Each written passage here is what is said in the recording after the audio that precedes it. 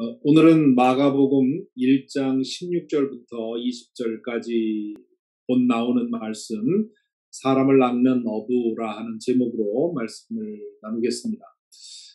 이제 우리가 그동안에 본 것은 공생애를 시작하기 전까지의 일이었습니다. 그리고 예수님께서 이제 1장 14절, 15절에서 예수님이 갈릴리에서 나타나셔서 복음을 전하셨다. 그리고 그 복음은 때가 찼고 하나님의 나라가 가까웠으니 회개하고 복음을 믿어라. 그런 말씀을 가지고 이제 전도를 시작하셨다. 이제 그런 얘기가 우리가 지난주까지 본 건데요. 그렇게 해서 이제 공생애를 시작하고 첫 번째 사건을 이 마가는 제자들을 부르신 일을 기록하고 있습니다. 왜 이랬을까? 사실 예수님의 이야기를 쓴다면 공생애를 시작하고 첫 번째로 행한 일에 대해서 여러 가지 쓸 수 있겠죠. 그렇지만 이 마가가 생각할 때는 이 처음 하신 일이 무엇인지가 중요한 것이 아니라 처음 하신 일 중에 가장 중요한 일이 무엇인가. 거기에 대해서 이 마가는 제자들을 부르신 일이 제일 중요한 일이었다고 생각을 합니다. 왜 그럴까? 왜 사실 여러분 생각해 보십시오. 예수님의 이야기를 쓸 때 공생애를 시작하고 맨 처음 시작하신 일을 뭐 병자를 치유한 얘기를 쓸 수도 있고 여러 가지 가는 자료가 많이 있었을 텐데 그 중에 제자를 부르신 일을 이야기를 맨 먼저 썼단 말이죠. 그거는 그게 그만큼 이 마가가 볼 때는 중요한 사건이었기 때문입니다. 그래서 왜 그런가 하는 것은 이제 나중에 이 말씀을 다 보고 나서 정리를 해보겠습니다. 먼저 16절에 보면 예수께서 갈릴리 바닷가를 지나가시다가 시몬과 그의 동생 안드레가 바다에서 그물을 던지고 있는 것을 보셨다. 그들은 어부였다. 이렇게 돼 있죠. 자, 이제 갈릴리 바닷가, 이게 정확하게 말하면 번역이 잘못됐죠. 바다가 아니라 호수가입니다. 그런데 이제 여기 사용된 탈라사라고 하는 헬라어가 보통 바다라는 말로 번역이 되지만 호수를 가리키기도 합니다. 그러니까 이 예수께서 갈릴리 호숫가를 지나가시다가 당시에 갈릴리 사람들에게 지중해를 본 경험이 없다면 갈릴리 호수를 보면 이게 끝도 없이 이제 펼쳐져 있는 그런 호수였기 때문에 그걸 호수라고 생각하지 않고 바다라고 생각을 했죠. 우리가 미국에서 이제 흔히 여행하는 중에 보는 호수들은 그 끝이 다 보이지 않습니까? 둥그렇게. 그러니까 이게 호수다 그러는데 갈릴리 호수는 끝이 안 보이니까 당시 사람들에게 바다처럼 보였겠죠. 이 갈릴리 바닷가를 중심으로 예수님이 활동을 하시지요. 거기에 지나가시다가 시몬과 그의 동생 안드레가 바다에서 그물을 던지는 것을 보셨다. 이렇게 얘기를 했는데, 자, 이걸 보면 예수님이 그냥 별 생각 없이 지나가다가 이 두 사람을 보시고 부르신 것으로 우리가 느끼기가 쉽습니다. 그러나 이 보셨다라는 단어는 무심코 눈에 들어왔다는 뜻이 아니라 의도적으로 찾아오셨다 하는 뜻으로 보아야 합니다. 그래서 지금 예수님은 제자로 부를 사람들을 찾고 계셨던 거죠. 그리고 갈릴리 호수에 많은 어부들이 있었는데 굳이 베드로와 시몬과 안드레를 찾아온 것이죠. 예수님이 이때 이렇게 부르실 때 이들을 어부로 부르실 때 그들에 대해서 미리 알고 계셨던 것은 아닐까 그런 생각을 하게 되죠. 왜냐하면 요한복음에 보면 이 시몬과 안드레가 그 세례 요한의 제자였죠. 그러다가 예수님이 지나가시는 것을 보고 저 사람이 바로 내가 말한 그 메시아다 하자 이제 안드레가 그 예수님을 찾아가고 그리고 예수님이 메시아라는 것을 알고는 집에 가서 시몬 그 자기 형에게 내가 이 메시아를 보았다고 얘기를 합니다. 그러니까 지금 이 사건 이전에 예수님과 이들이 만나지 않았을까? 그러다가 이제 예수님이 제자들을 부를 생각을 하면서 이들을 찾아왔을 가능성이 있는 거죠. 그들은 어부였다 그러는데요. 이 당시에 갈릴리 호수에서 어부의 직업을 가진 사람들은 중산층 정도에 속했다는 그런 연구 결과가 있습니다. 그래서 지금도 이제 갈릴리에 가면 베드로의 집이었다고 하는 그런 집터를 보여주는데 뭐 사실 그게 베드로의 것이었을지 어떨지는 뭐 확인할 수 없는 거죠. 하지만 뭐 그럴 법한 그리고 당시에 이 어부라면 갈릴리에서 어부라면 상당한 그런 그 경제적인 그런 여유를 가진 사람이라고 볼 수 있습니다. 17절에 보면 예수께서 그들에게 말씀하셨다. 나를 따라오너라. 내가 너희를 사람을 낚는 어부가 되게 하겠다. 여기 나를 따라오너라. 정확하게 직역을 하면 내 뒤를 따라오너라 그런 뜻이 되는데 제자가 되라는 뜻이죠. 사람을 낚는 어부가 되게 하겠다 하는 약속을 하시는데 아마 예수님이 생각했던 의미와 두 제자가 생각했던 의미가 달랐을 겁니다. 예수님이 말씀하신 그 뜻은 죽음에서 사람을 구원하는 그런 일을 하게 하겠다. 이제 그런 뜻이지요. 이 성경에서 물은 죽음의 세력을 의미합니다. 그래서 세례받을 때 물속에 잠기는 것은 옛사람이 죽었다는 뜻이고 다시 물 밖으로 나오는 것은 새 사람으로 살아났다는 부활했다는 뜻이 되는 거죠. 그래서 이 고기를 사람을 낚는 어부가 되겠다 하는 말은 이제 물 속에 빠져 있는 구원의 멸망 속에 있는 사람을 구원하는 그런 일을 예수님이 생각하고 이렇게 말씀을 하셨는데 제자들은 아직 예수님이 나중에 계속 잘 알고 있는 내용입니다만은 제자들은 예수님이 정치적인 메시아, 이 로마 정부를 몰아내고 이스라엘 왕국을 세울 거라고 생각을 하지 않았습니까? 부활한 이후까지 그 이전까지는 그렇게 생각을 했죠. 그러니까 이 제자들은 예수님이 하는 이 말을 이 세상에서 많은 사람을 다스리는 인기를 얻고 존경을 얻고 권력을 얻는 그런 것으로 생각을 했겠죠. 나중에 이제 이 사람을 낚는 어부가 무슨 의미인지는 이제 예수님이 부활하신 후에야 비로소 제자들이 알게 되었습니다. 그런데 어쨌거나 예수님은 그런 뜻으로 부르셨는데 제자들은 또 다른 뜻으로 알고 그분을 따라 나섰던 거죠. 18절에 보면 그렇게 부르시자 그들은 곧 그물을 버리고 예수를 따라갔다. 여기 그물을 버리고라는 말은 생계수단을 버렸다는 얘기죠.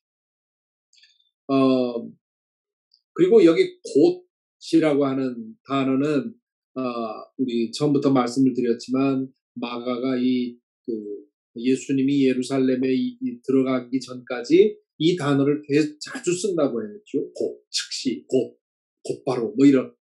그래서 이제 상당히 속도감 있게 나가는데 여기서도 부름을 받는 즉시 행동한 것으로 그리고 있죠. 그래서 우리는 이 짤막한 그 표현을 통해서 무엇이 이들을 응답하게 했을까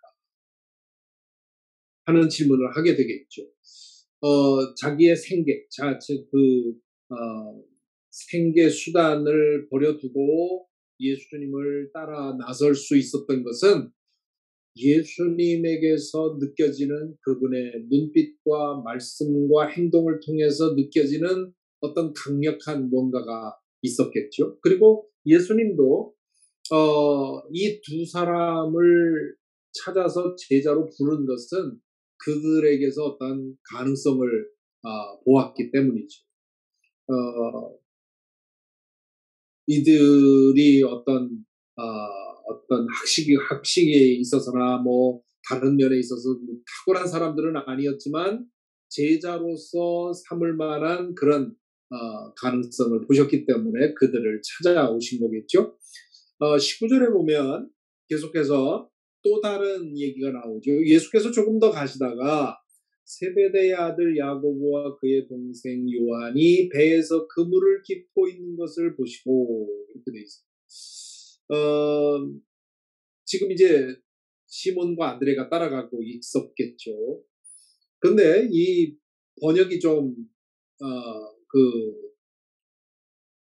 잘못됐습니다. 그래서 개역개정 번역이 더 좋은데 개역개정 번역을 보면 조금 더 가시다가 세베대의 아들 야고보와 그의 동생 요한을 보시니 야고보와 요한이 그물을 깃고 있는 걸 보신 것이 아니라 야고보와 요한을 주목하시고 그들을 찾으신 겁니다. 그런데 그때 그들이 배에 있어서 그물을 깃고 있었다 이런 얘기죠. 그물을 깃고 있었다는 말은 이 보통 그 고기를 낚고 나서 그리고 나서 이제 내일 이제 또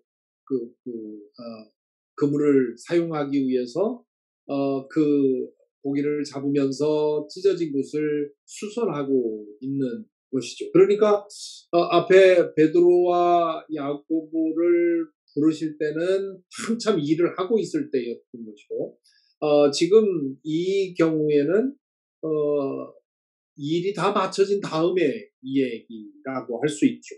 그래서 아마도 이 베드로와 이 안드레를 부르신 것은 한낮에 있었던 일이었을 것이고 지금 이 야고보와 요한을 부른 것은 이제 일을 고기 잡는 일을 다 마치고 이제 집에 가서 쉬려고 그물을 깃고 있는 그런 때라고 볼 수가 있습니다. 20절을 보면 그들을 보고는 곧바로 그들을 부르셨다.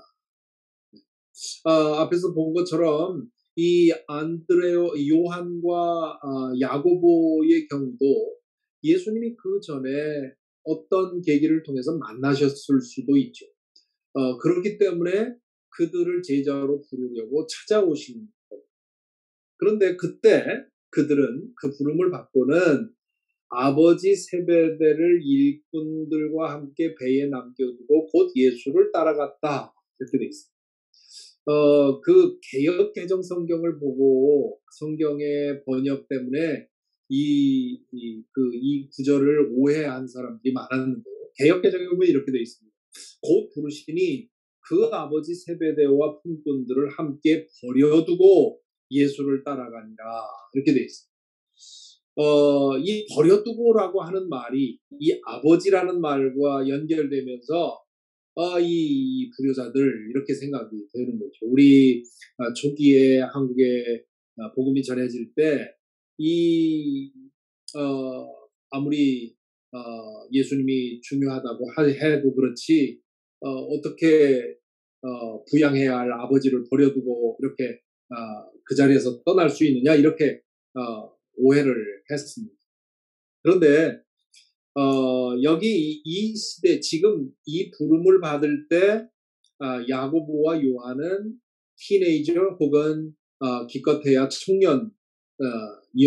그렇기 때문에 아버지는 이들의 부양 대상이 아니라 의지의 대상이었죠.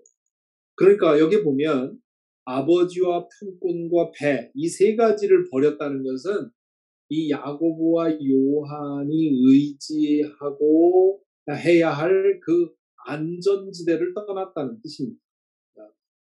그래서 불효자들로서 부양해야 할 아버지를 버리고 떠난 것이 아니라 그냥 살았더라면 지금 이 품꾼들을 데리고 있었다는 얘기는 상당한 부자였다는 거죠. 이 베드로와 안드레는 자기 두 사람이 이제 형제가 그것을 그 그물을 내려서 고기를 잡는 사람들이었다면 이 아버지의 경우는 이 세베대의 경우는 마치 농사꾼으로 말하자면 머슴 몇 사람을 두고 농사를 짓는 그런 대농에 해당했다고 볼 수가 있습니다. 그러니까 그대로 있었더라면 그 부를 누릴 수 있는 그런 조건을 떠났다는 뜻이죠. 그러니까 이건 불효의 행위가 아니라 이 예수님의 부름에 따른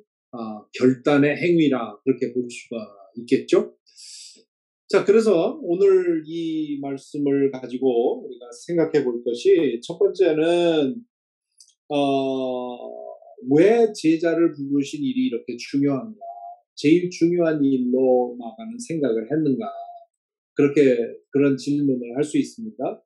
제자를 부르신 가장 중요한 이유는 우선 실용적인 목적이죠. 자신의 사역을 도우며 훈련시킬 사람들이 필요했습니다. 그래서 그 당시에 제자라고 하는 것은 그 내용만 가르치는 것이 아니라 함께 살며 살아가는 것, 도제교육, 이 바로 당시에 제자를 기르는 방법이었죠. 그런데 그것만이 아니라 더 중요한 목적이 있었는데 그게 바로 이제 상징적인 의미. 그러니까 예수님은 이 제자들을 선택하는 것을 통해서 당신의 사역이 무엇을 위한 것인지를 그 행동을 통해서 그 말씀을 전하는 거죠. 그래서 나중에 보겠지만 12를 당신을 따르는 제자들 가운데 12를 따로 뽑습니다. 그래서 그들을 사도라고 부르게 되는데 12를 뽑은 이유는 이스라엘의 12지파를 생각한 것이죠. 그래서 예수님의 목적은 개인의 구원을 넘어 하나님의 언약 백성을 회복하는 것에 있습니다. 요즘 우리가 예레미야서를 읽으면서 새 언약에 대한 예언, 영원한 언약에 대한 예언 이런 것을 보지 않습니까? 하나님은 아브라함을 선택해서 이스라엘을 언약 백성으로 세웠죠. 그런데 그 이스라엘 백성이 결국 이제 참담하게 실패를 합니다. 이제 오늘 우리가 내일 읽게 될 그 38장, 39장에서 이 남왕국 유다가 결국 멸망하게 되지요. 그런데 이스라엘은 실패했지만 하나님은 실패하지 않습니다. 하나님은 그 인류의 구원 계획을 계속 이어가시는데 어떻게 이어가실 거냐? 예레미야를 통해서 주신 예언에 의하면 새 언약을 세울 거냐. 어떻게 새 언약을 세울 거냐? 메시아를 통해서 그리스도를 통해서 새 언약을 세울 것이다. 그렇게 예언을 하죠. 그래서 예수님의 목적은 한 사람 한 사람의 영혼을 구원하는 것으로 끝나는 것이 아니라 그것을 넘어서서 하나님의 언약 백성을 이루는 일.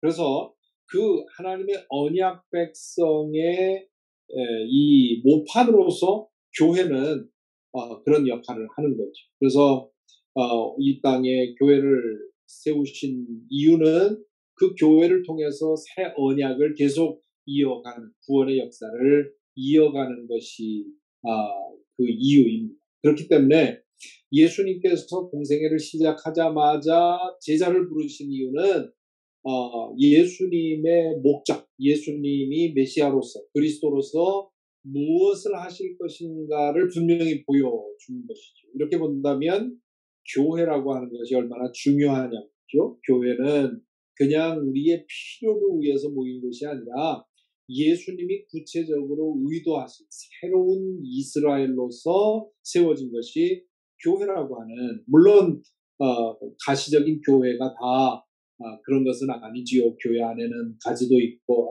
가라지도 있고 쭉정이도 있고 알곡도 있는 것처럼 교회 안에 있다고 해서 다 언약 백성이라고 할 수 없죠. 진정한 믿음의 고백이 있는 사람들만이 언약의 백성이라 할 수 있는데 그 언약 백성을 세우시기 위해서 예수님께서 오신 것이다 하는 것을 확인할 수 있고요.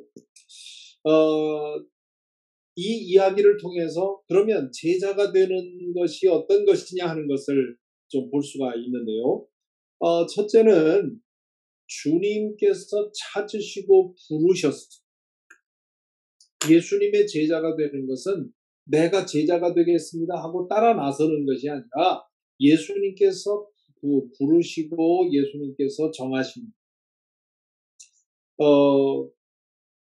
그래서 제가 과거에 읽은 이탈리아 소설가가 가룟 유다에 대한 소설을 쓴 것을 예전에 읽었었는데 지금 찾으려고 해도 못 찾겠더라고요. 그 이름 제목도 잊어버리고 했는데 그때 그 소설을 읽으면서 제가 그 공감했던 것 중에 하나가 그 소설에 의하면 11제자는 모두 예수님이 직접 선택한 사람들입니다. 근데 이 가룟 유다만큼은 예수님에게 찾아와서 내가 제자가 되겠습니다 하고 자원을 했죠. 그 자원한 이유는 자신이 바라는 그 이스라엘 왕국이 세워지는 것을 위해서 이 사람이면 될 것 같다 하는 마음을 갖고 이제 찾아온 거죠. 그래서 예수님이 끝내 그가 워낙 강력하게 간절하게 구했기 때문에 제자로 받아주긴 했지만 끝까지 그에게 마음을 주지 않고 그리고 그것으로 인해서 이 유다는 또 유다대로 서운해하고 마침내 예수님을 배반하는 그런 얘기로 진행이 되는데 참 그럴듯하다 하는 생각을 많이 했는데요. 이 제자가 되는 것은 예수님이 찾으시고 부르시는 것입니다. 그리고 두 번째는 제자들은 그분을 알아보고는 즉시로 응답을 했습니다. 그분을 알아봤다고 하는 것은 그분의 음성, 그분의 태도, 그분에게서 발산되는 그런 권위 이런 것에 압도된 것이겠죠. 그래서 이 사람에게 내 인생을 걸어도 되겠다 하는 생각 때문에 그 탄탄한 그 아버지의 비즈니스를 버려두고 예수님을 따를 수 있었던 것이죠. 그리고 그렇게 응답한 결과가 뭐냐 하면 첫째는 손해와 불편과 상실과 포기가 필요합니다. 예수님의 제자로 나서기 위해서는. 그래서 안드레와 시몬처럼 그물을 버려두고 혹은 이 야고보와 요한처럼 이런 아버지의 비즈니스를 버려두고 떠나는 그것을 버리지 않으면 예수님을 따라갈 수가 없는 거죠. 그래서 예수님의 제자가 되는 것은 그 영원한 것을 위해서 이 세상의 것을 포기할 줄 알아야만 제자로 살아갈 수 있다. 두 번째로 응답은 새로운 삶의 방식을 요구한다. 그래서 내 뒤를 따라오느라 예수님의 뒤를 따라 살아가는 그동안에는 내가 중심이 되어서 내 뜻대로 내 계획대로 살아가는 것이 그동안의 삶의 방식이었다면 이제는 예수님의 뒤를 따라가는 그런 삶의 방식을 살아가야 합니다. 그리고 세 번째로는 그 응답은 더 크고 영원한 것을 향한 도약이 됩니다. 그래서 사람을 낚는 어부가 되게 하겠다 하는 말이 바로 그것을 말하는 거죠. 그래서 지금 이 오늘의 말씀을 가지고 우리 자신을 위해서 이 몇 가지 질문을 좀 해보면 좋겠습니다.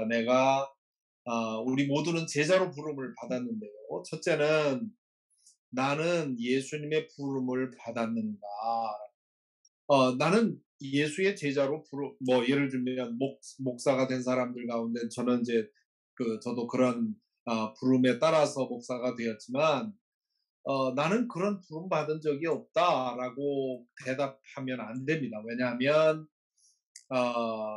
참다운 믿음 안에 있는 사람들은 모두 주님의 부름을 받은 사람들. 그러므로 이 질문에 대해서 주저없이 주님이 나를 찾아오셔서 나를 부르셨습니다라는 고백을 할 수 있어야 됩니다. 그렇지 않고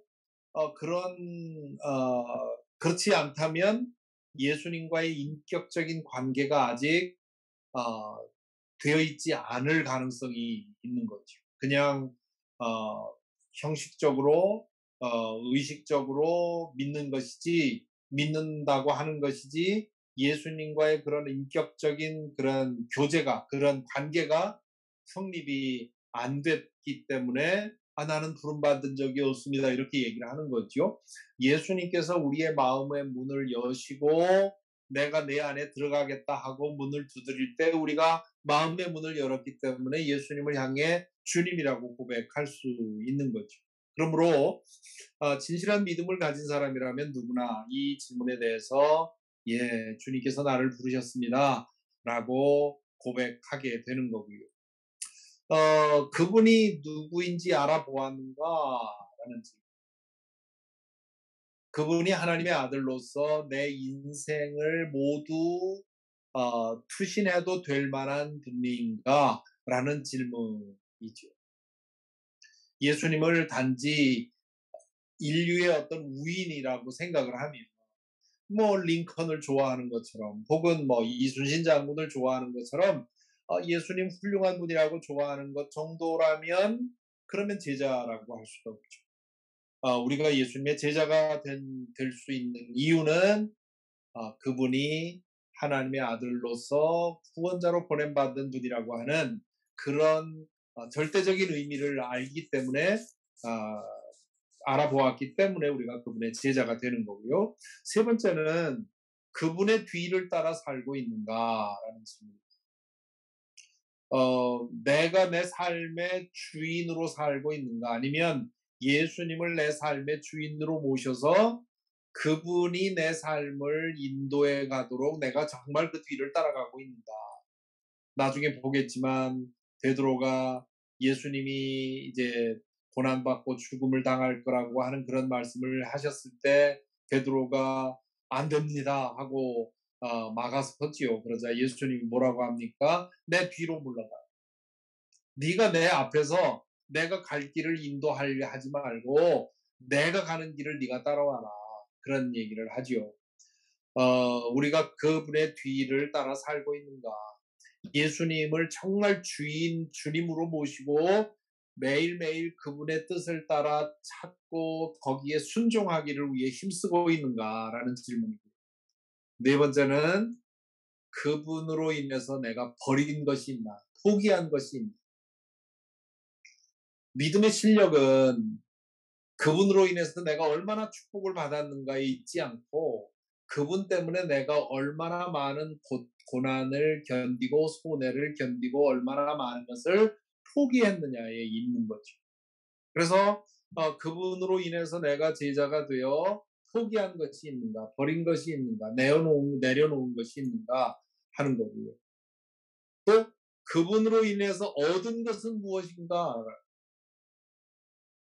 얻은 것이 그분 제자가 되어서 얻는 것은 불편, 손해, 고통 그런 것이지만 그것과 동시에 그 모든 것들을 상쇄하고도 남을 수 있는 기쁨과 평강과 또 의미와 보람과 그 살맛 나는 그런 변화가 있습니다.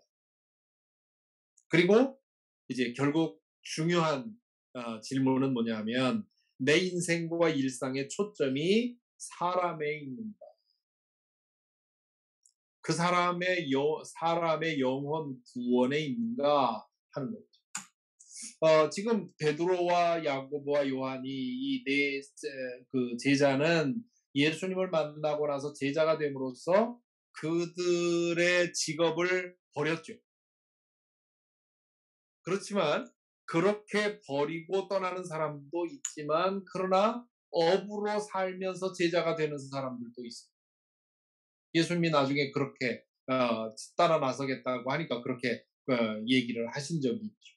그러니까 자기 제자가 되고 나서 자기가 그동안 가지고 있던 직업을 버릴 사람도 있지만 계속 그 직업을 가지고 있을 사람도 있어요. 그런데 다만 그 직업을 통해서 이제는 물질을 얻는 것이 아니라 사람을 얻는.